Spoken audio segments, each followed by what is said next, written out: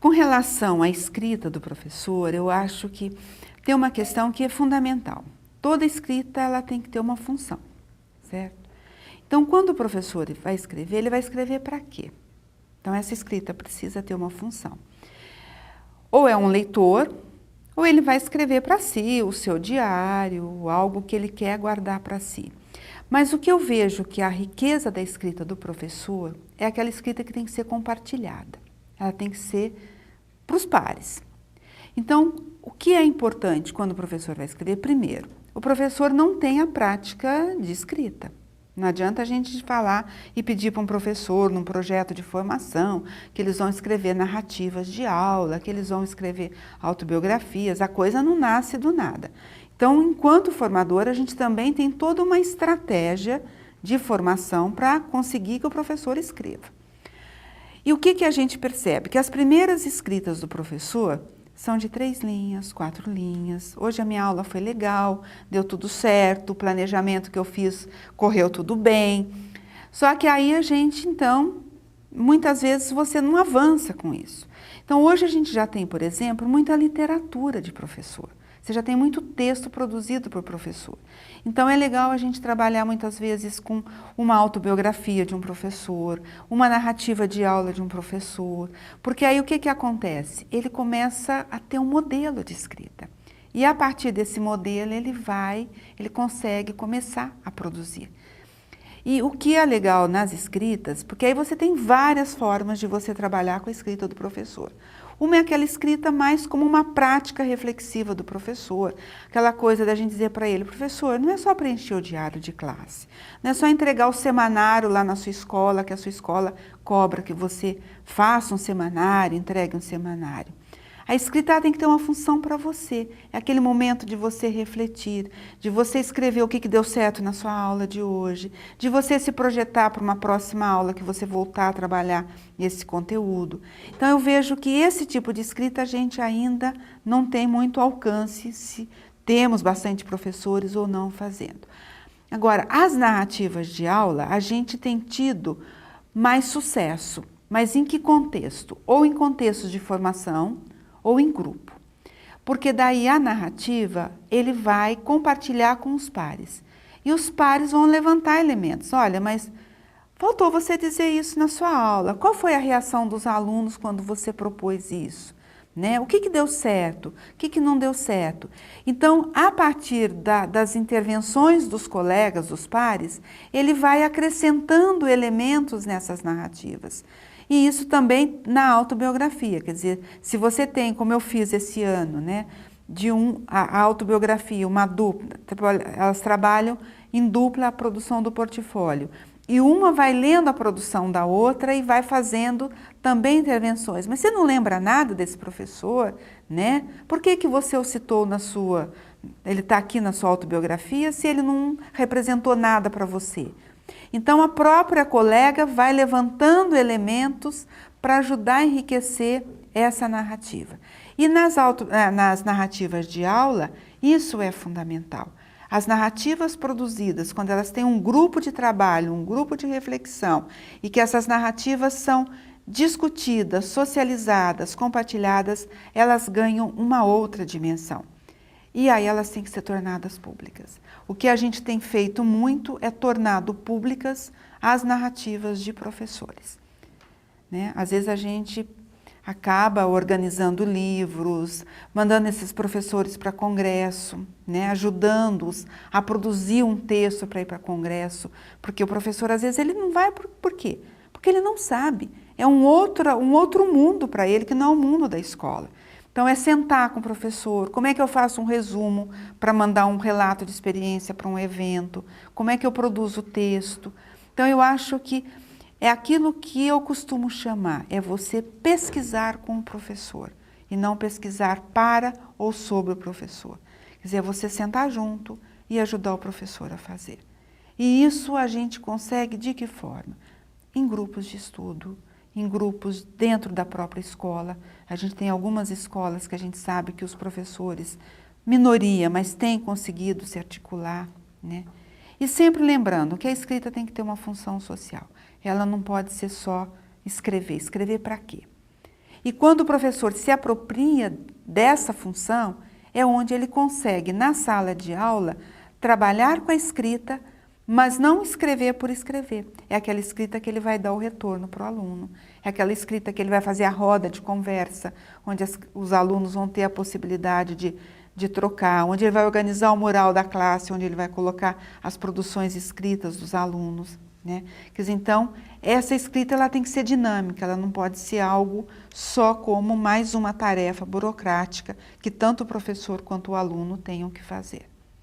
E é um processo, quer dizer, da mesma forma que você tem que ajudar o professor a conseguir produzir, o professor também tem que investir muito na questão da escrita do aluno, seja o gênero textual que for. Então, por exemplo, a gente trabalha muito com cartas.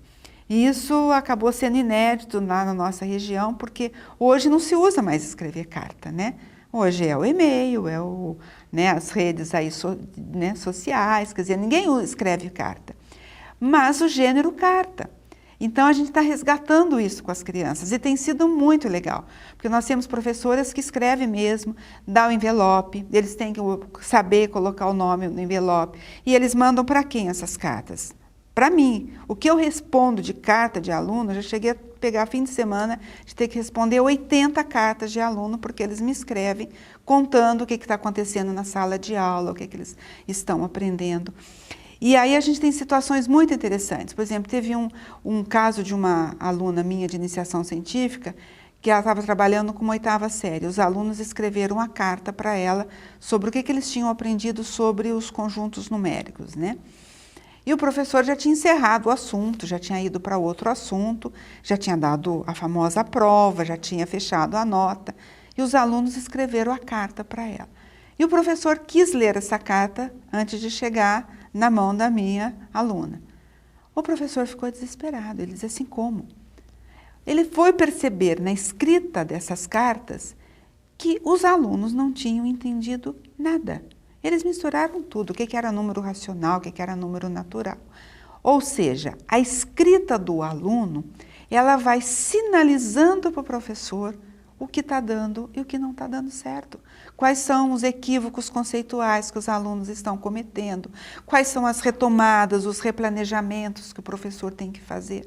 Então, a escrita do aluno, ela é para o aluno, mas ela é muito mais para o professor acompanhar o processo de aprendizagem do seu aluno. E aí, nos gêneros textuais, você pode trabalhar com a carta, você pode trabalhar com relatório de aula, você pode trabalhar com história em quadrinho, né? Mapas conceituais, que também tem sido uma forma muito interessante de você fazer as sínteses, né? O que ficou para você de um determinado assunto. A partir do mapa conceitual, ele produz um relatório. Então, você tem várias modalidades. Agora, tudo isso implica em quê? Investimento do professor. É o professor acreditar que a criança é capaz de escrever, de produzir matemática através da escrita. E a leitura, para mim, elas são proficiências que estão interligadas, né? Agora, o que eu percebo que fica muito forte, às vezes, o professor querer trazer para a sala de aula texto e forçar a barra de querer trabalhar matemática num texto que não tem matemática. Então, na verdade, o que você tem que pensar sempre é que matemática eu estou trabalhando na escola para que eu possibilite que o meu aluno leia um texto de geografia, por exemplo, quando esse texto vai falar em densidade demográfica, que vai trazer um mapa, que vai trazer um infográfico. Quer dizer, que leituras as aulas de matemática possibilita para esse aluno nas outras áreas de conhecimento. E não eu ficar trazendo um texto jornalístico e ficar criando aqueles problemas, né, banais em cima de um texto que não vai ajudar o aluno a ter compreensão daquele fenômeno que está ali naquela reportagem. Então, eu vejo que você tem várias formas de trabalhar com a leitura, seja um texto jornalístico, seja uma obra de arte, seja um livro de literatura infantil, né? Ou seja, por exemplo, para os alunos mais velhos, né? Até a gente ainda brincou, né? A questão da Alice no País das Maravilhas. Tem Alice no País da Matemática, que é um livro fantástico para você trabalhar com os alunos maiores. Você tem O Diabo dos Números, né? Você tem outros, né? tem um que acho que chama 100 Léguas da Matemática, uma coisa assim. Então você tem outros livros de ficção, mas que trazem a história da matemática. Então você tem várias, né, literaturas aí que você pode aproveitar para a sua sala de aula para trabalhar também, né, a matemática presente nessa literatura. Uma das coisas que eu gosto muito de trabalhar com os professores dos anos iniciais é pelo fato de ser um professor polivalente e trabalhar com todas as áreas do conhecimento.